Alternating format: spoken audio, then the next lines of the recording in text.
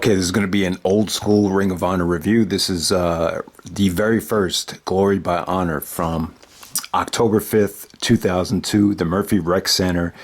So yeah, man, the Glory by Honor history, it's kind of confusing to me, like how Ring of Honor has treated Glory by Honor. I mean, there were some years like this show right here where it just kind of felt like another show.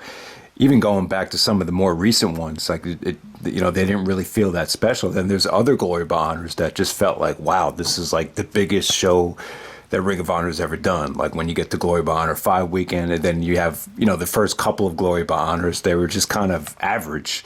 But yeah, man, you could argue this is a one match show. But yeah, man, this is the very first Glory by Honor. Definitely not the best show of 2002. Probably one of the weaker ones, but it does feature, one of the most important and, I would say one of the stiffest matches I think I've ever seen. So we get right down to it. First match of the night, we have Homicide wrestling by himself in a tag team, survival match to take on the SAT. The SATs are actually the Maximos, Special K, and Divine Storm as well. So there's a lot going on here. This was, Gabe actually on commentary described this as new generation style of wrestling. I mean, just, kind of like a backyard type of spot fest to a degree, but the athleticism, the way it flowed, it was very entertaining. But the story of the match was definitely Homicide. I thought Homicide looked awesome here. This was like his coming out party, kind of the start of his whole push to a degree. Gabe even said on commentary that he actually got an offer, a football scholarship to go to the University of Miami, but because he had a son, he decided not to go. But yeah, Homicide looked amazing here. I mean, one thing you got to give Homicide credit for, especially back in the heyday, was he was able to have extremely fast-paced matches. He could keep up with anybody. And he actually won the match with the Gringo Killer, or the Cop Killer, which they talked about was actually banned in Japan at that time, that finisher. So a lot of these guys on the show actually were going back and forth to Japan at the time. The next matchup, Homicide actually wrestles again, this time against the Backseat Boys from CZW at the time with Trent Acid. Steve Corino actually comes out as Homicide's tag team partner. As the match is going on, Steve Corino gives Homicide a cheap shot and screws Homicide out of the match. So this is where the Steve Corino and Homicide feud initially begins. It would get very ugly after this show. I mean, I think at the very next show, Homicide actually stabbed Corino with a fork, like straight out of nowhere, like in the backstage segment. But that was later on. But, if you're scratching your head and asking yourself, where the hell did this Homicide Corino feud get so heated to the point where Homicide, took out Steve Corino's ear? I mean, it just got really nasty, this feud. I mean, the feud really dragged on forever. I mean, it lasted about 4, almost 5 years. So this is where it all starts. I don't really remember the explanation Steve Corino gave for, crossing Homicide, but this is where it all started. So next up, you had the Christopher Street Connection and Allison Danger taking on Joey Matthews, Christian York. Remember Joey Matthews from Eminem? The guy was wrestling forever. And the very hot Alexis Laree, who is actually Mickie James. Yeah, Mickie James looked like a lot of fun back then. She was really hot. She was, yeah, man, she really looked like a tomboy, but she was really, sexy at that time. But Christopher Street Connection is actually a gay tag team, so you have that whole thing going on. I believe Allison Danger is actually Steve Corino's sister, and she also eventually managed Christopher Daniels. And she kind of came out with, I don't know, I'm not a lesbian expert, but I believe that, rainbow colors actually promote, positivity in terms of promoting, bisexuality or being gay as a woman. So she was actually wearing, so I guess that was like her gimmick at first, but yeah, that's pretty much the background there, Really no need to talk about the match. The match was fine for what it was. Like I said, man, this is pretty much a one match show. The card was definitely convoluted, I would say. And then next up you have Tony Mamaluke taking on James Maritato. James Maritato is actually Nunzio, or God, what was his name in the ECW? Little Guido in ECW. And yeah, so Nunzio actually cuts a great promo. This is one of the best promos I think he's ever cut. Talking about how, you know, he felt really bad because ECW shut down. You know, he talked about how the FBI actually won the tag team titles at the Hammerstein Ballroom, one of the last ECW shows, but then it shut down. And then he was like struggling on the indies. And, you know, he thought to himself, man, I need to kind of transform, you know, my gimmick into something that's not a comedy routine. I need to evolve. So it was probably the most serious Nunzio, Little Guido promos I think I've ever seen. So he wrestles his former FBI mate in Tony Mamaluke. And yeah, man, just good stuff right there. You know, Mamaluke actually did a beautiful counter to Nunzio's unprettier type of finisher. It doesn't call it the unprettier, but it's a variation of Christian's unprettier. Did a beautiful counter to that. Actually wins the match by submission. Match didn't go too long, but you could definitely see the skill that these guys had. And this was kind of like, I believe this was, you know, James Maritato's last Ring of Honor match before heading up towards the WWE and puts Tony Mamaluke over. I believe they both ended up going to the WWE down the road. I'm not so sure about Mamaluke, but obviously Nunzio, probably the, you know, Nunzio was kind of like the staple of velocity, you know, going into 2003. But I would say the highlight of Nunzio's WWE career was when he at WrestleMania 20 in the, I think it was like a gauntlet match. Like he had all these like Italian fans chanting, "Let's go, Nunzio." So that was probably, you know, Nunzio's highlight in the WWE from what I remember. The next up, you had the Amazing Red versus Akuro Hidaka they were promoting it as a dream match. And yeah, man, this was cool, man. Amazing Red was awesome. You know, he had these wicked fast-paced matches. At some certain points in this match, I thought they were going a little bit too fast. Hidaka actually got, you know, his eye was like all swollen up and bloody. So the match was a little bit reckless to me. At certain points, there were certain moves that they executed where I felt like they lost the crowd. But ultimately, this ended up just being one of the better matches of the night.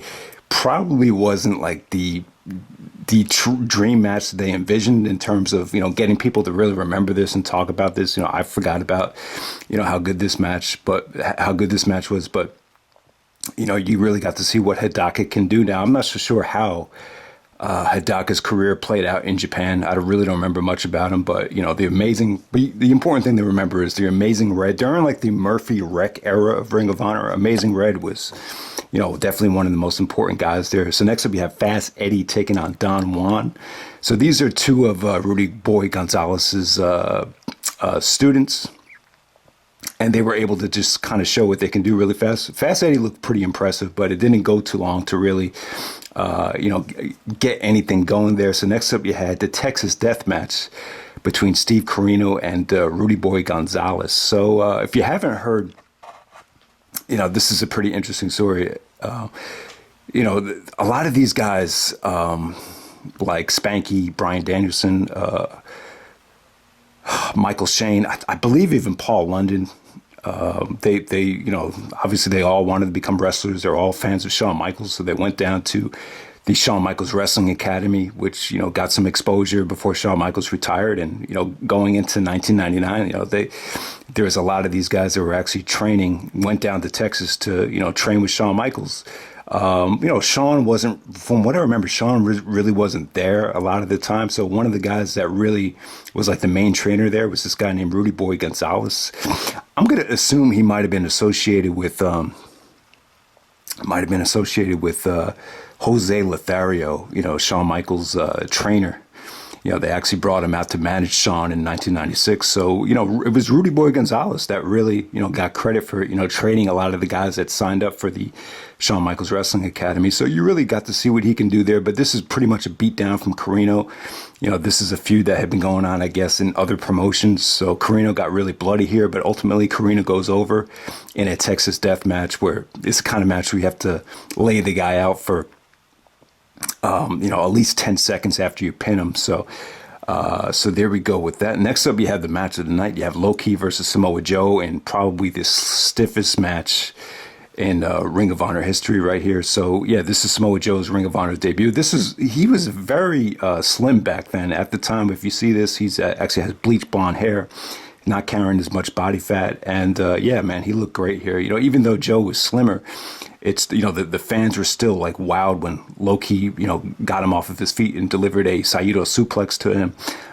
It was just, you know, just the slaps here are just incredible. There was a great sequence where they're just slapping each other hard as hell, you know, slaps right to the face. Low-Ki with his Kawada kicks just got a holy shit chant, you know, Low-Ki doing the Kawada kicks and then strikes right to the face. I mean, this was just brutal stuff. They call it, I don't know, they called it a fight without honor, but there was no weapons involved. But, you know, this really set the tone for Low-Ki.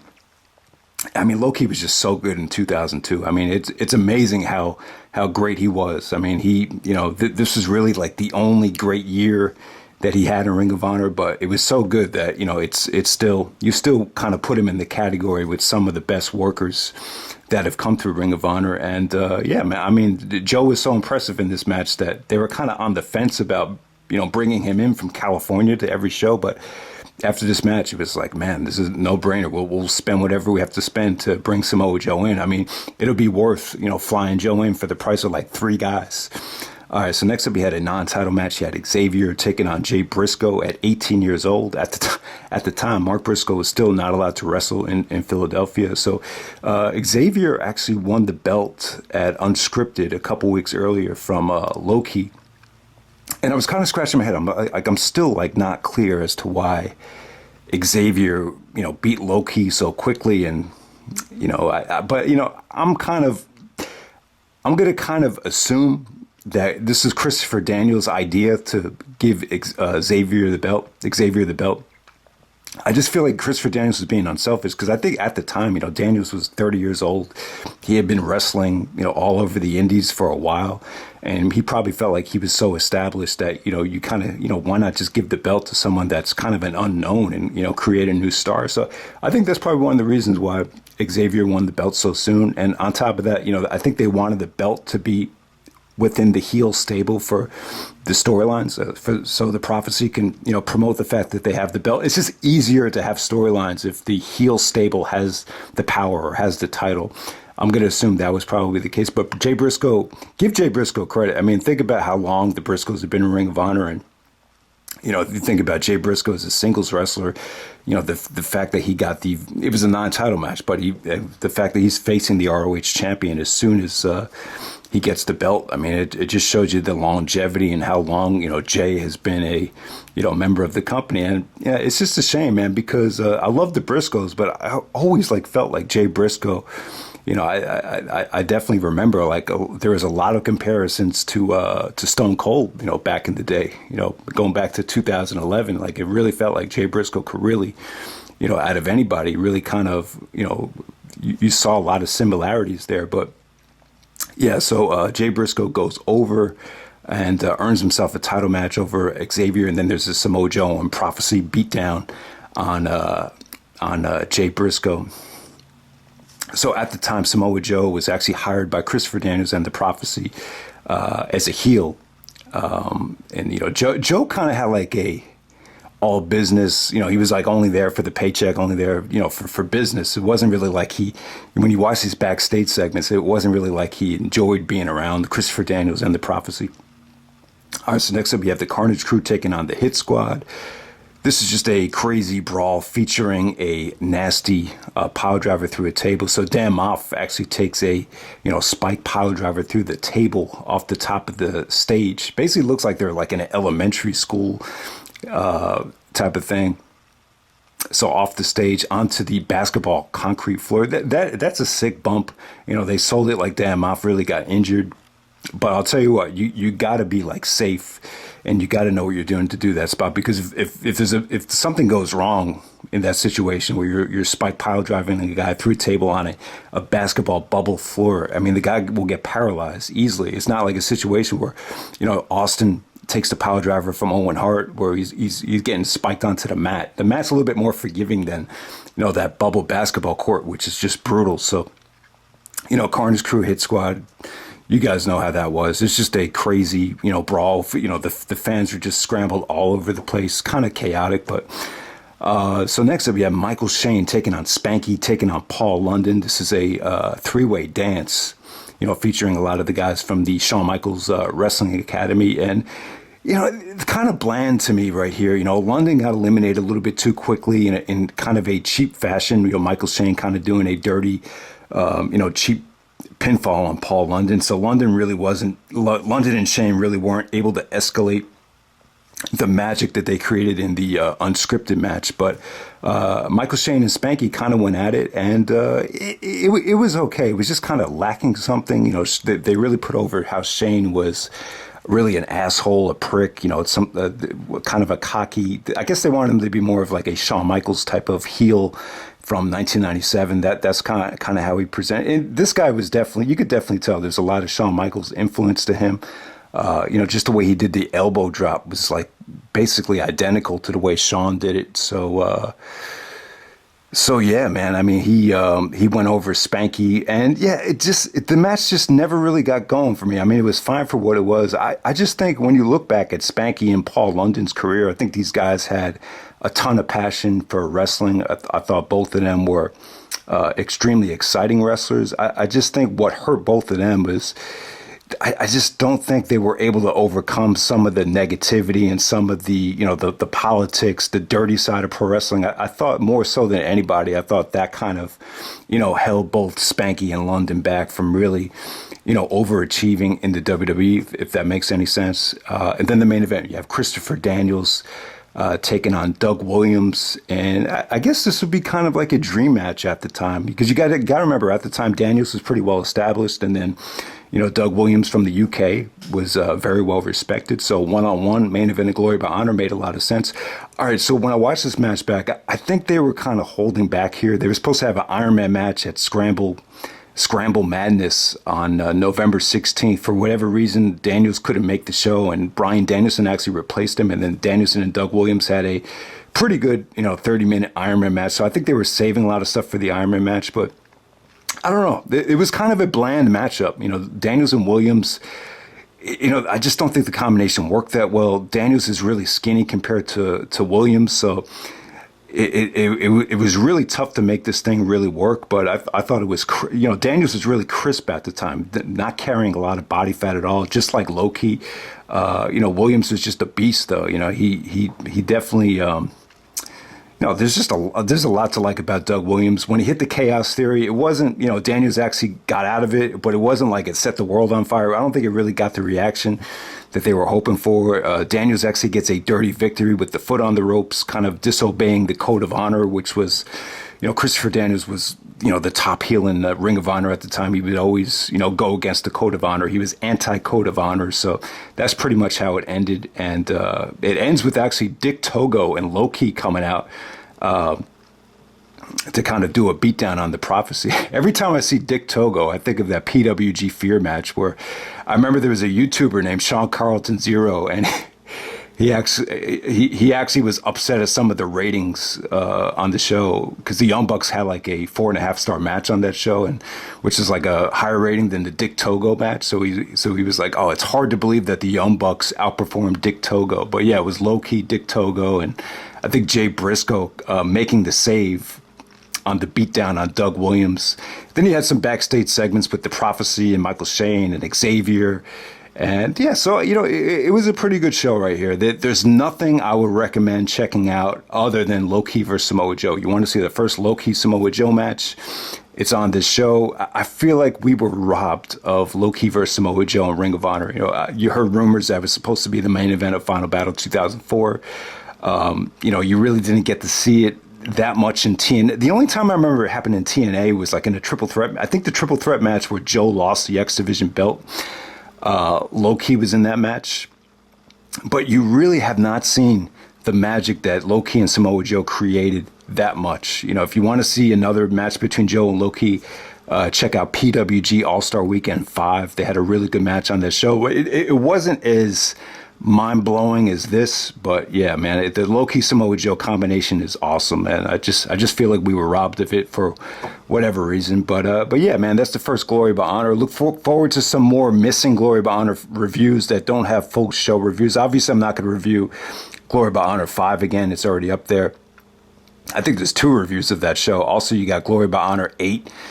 back in the day, I reviewed that on camera. That's got like a live review and a DVD review. So I'm not going to do those over again, but I do want to do some of the Glory by Honors that, just got little short reviews or that don't have a full review. Definitely looking forward to reviewing certain ones like Glory by Honor 6, even Glory by Honor 3, which I feel is really underrated. So those will be coming soon, hopefully shortly. But that's pretty much it, guys. Hope you enjoyed the review. That's Glory by Honor 2, Old School Ring of Honor. So this might take a while to get used to. I wouldn't recommend sitting through the whole show because of the production values, and the card is really convoluted, and there is a little bit of, there may be there's too much talent on the show. But if you could check out that low-key Samoa Joe match, it's a historic match, and it still holds up today without a doubt.